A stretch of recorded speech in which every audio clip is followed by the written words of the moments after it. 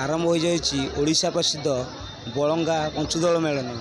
यही मेलन ओडिशा रे तो बहुत जगह मिलूँ किंतु ये जो पंचुदल नाम परिचित कहीं बक्रेश्वर जो ठाकुर अच्छा पंचु दोल रोचे पंचु मुख से ना दिया पंचु। हर हर महादेव, हर हर महादेव, जय श्री राम, जय श्री राम। बलंगा ग्रामर जड़े जो पिलाटे जो आमर ये जो बलंगा पंचुदल मेलन जो धूमधाम पालित होती आपड़ कि मत रखिए देखु ये जो सारा भारत में ओडिशार विश्व प्रसिद्ध होची बर्तमान बलंगा मेलन जो प्रति वर्ष ये बहु संख्यार लोक आगमन हुए पाखापाखि ये 108 दल आसे किंतु एबे कमिकी 90 पाखापाखि आसीगला। आज बर्तमान मुझे गणुली सकाଳେ पाखापाखि 87-88 थिला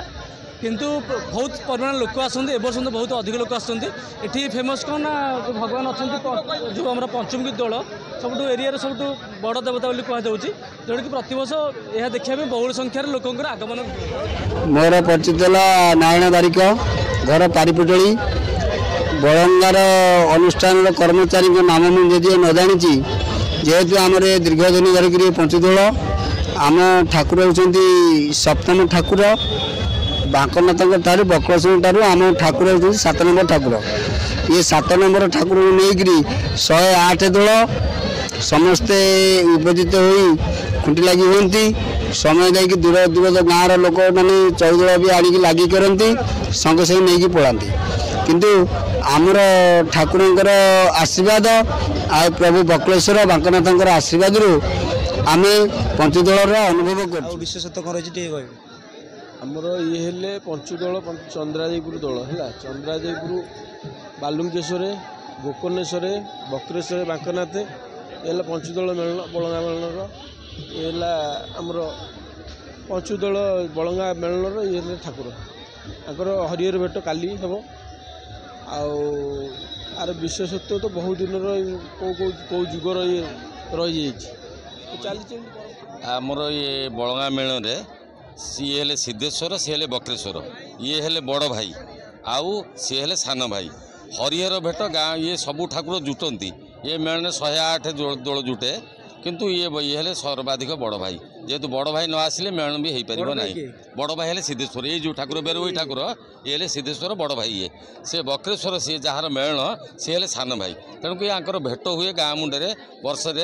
गाँ मुंडे भेट हुए हरिहर भेट हुए बेरोई आ बलंगा ये जिते दल सब जुटी एमाने समस्ते यही भेट करती किंतु आंकर हरिहर भेटा बेरोई बलंगा मध्य हुए जहाँद्वारा कि से गाँ मुंडे हुए ये वर्ष के गोटे थर हुए ये है आमर परंपरा ये यात्रा आउ बेरोई की छाड़ी से मेलन कर बड़ भाई न आसिले कौन मेलन हो पार तेणुक बड़ भाई की आग अधिकार दि जाए से बड़ा बेला अग्राधिकार दिखती तेणुक ये परंपरा चली। अभिमनु बारिक मु बक्रेश्वर सेवक आज काली था महाप्रभुंर यात्रा 108 विमानकर थानापति अच्छी बक्रेश्वर महापुरु काली नीतिकांति महाप्रभुंर सरीगला बड़ सिंगार वेश मैलम भोग अवकाश भोग बालभोग सैले राजाराजेश्वर वेश सैले चंद्रशेखर गोपाल जी बक्रेश्वर बांकनाथ ये आसिकी भाई मानक दर्शन देवे बेरबई रही सोमनाथ सिद्धेश्वर एठे रही बेर गोकर्णेश्वर भणजा बांकनाथ भणजा गोकर्णेश्वर आ चंदादेवी नीलकंठेश्वर महाप्रभुंर अखंड महिमा ये आम जेजे बापा कहते ये गछ बर गछ चौधल शोई ये करती प्रभु जिते आसती से मनु मनु गछ उठी जाए मनु मनु गछ महाप्रभुंर उठी जाए जदि महाप्रभुंर एति महिमा बांकेनाथ से पंचमुंडी ओडिशा रे विमान कौटी पंचमुंडी नहीं बलंगा दल 108 पंचमुंडी ओडिशा रे विख्यात पंचमुंडी 108 जन हेले से विमान को कांदौଛନ୍ତି महाप्रभुंर एति महिमा गोटे किए जाचना देला से जाचना बक्रेश्वर बांकनाथ ना कहले से ता पुण्य ये हम महाप्रभुंर अखंड गुण ପୁରୀରେ ରହିଲେ ଲୋକନାଥ, ବଳଙ୍ଗାରେ ରହିଲେ ବାଙ୍କନାଥ। ପୁରୀର ଲୋକନାଥଙ୍କର ଯେତିକି ନୀତି ନିୟମ ବାଙ୍କନାଥଙ୍କର ସେତିକି। भृत्यस्ता प्रसन्नं चर्मासनस्तुमस्तास्तूतमवरगणै प्रतिवास पिनाकं विश्वाद्य विश्ववन्द्यं निखिलवयहरं पञ्चवक्रं त्रिनेत्रं संख्ये द्वावमति वसुन्धरतनु शार्दूलचरमाम्बरं कालव्याळकराळभूषणधरं गङ्गाशशाङ्कप्रियमं काशिकाशिशकल्मशकशवनं कल्याणकळभद्रुमं नवमीड्यं गिरिजापति गुणनिधि कन्दर्पः शङ्कर। ए मो ना हूँ रामचंद्र पंडा, आम घर बालिगाँ। आम एठी हाराड़ी 25 वर्ष है रही तेणु प्रभुंर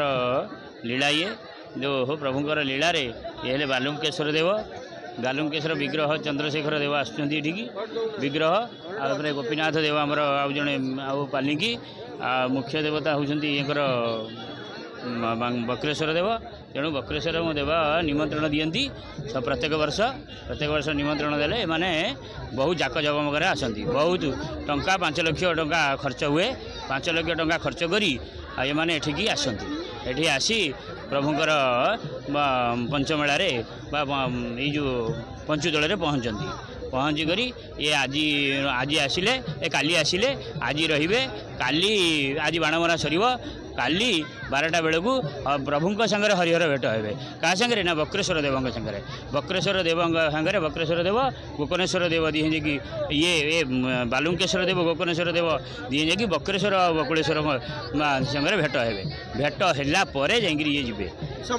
है याकर हूँ ये हूँ विशेषत्व। ये है विशेषत्व कौन ना प्रभुंकर सांगरे ये बालुकेश्वर देव गोकर्णेश्वर देवंकर संजोग अच्छी संजोग रही माने हरिहर भेट हो किंतु आउ क्या सागर ठिया ही भेट ना समस्ते आसवे खुंटी उपर भेट हे किंतु ये माने ठिया हेले विराट साई ठाकुर महावीर पाखे अच्छा महावीर साई ठाकुर बलंगा मेलन निमंत्रण दि जाए बलंगा मेलन बुलवा। जय जगन्नाथ ओम नमः शिवाय। ये हूँ गोकर्णेश्वर आमर बलंगा दल ये पंचदल ये बसती आमर वर्ष को यही टाइम आमर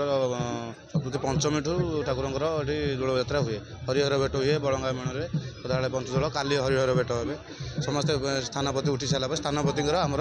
पूजा हुए। कौन रही विशेषता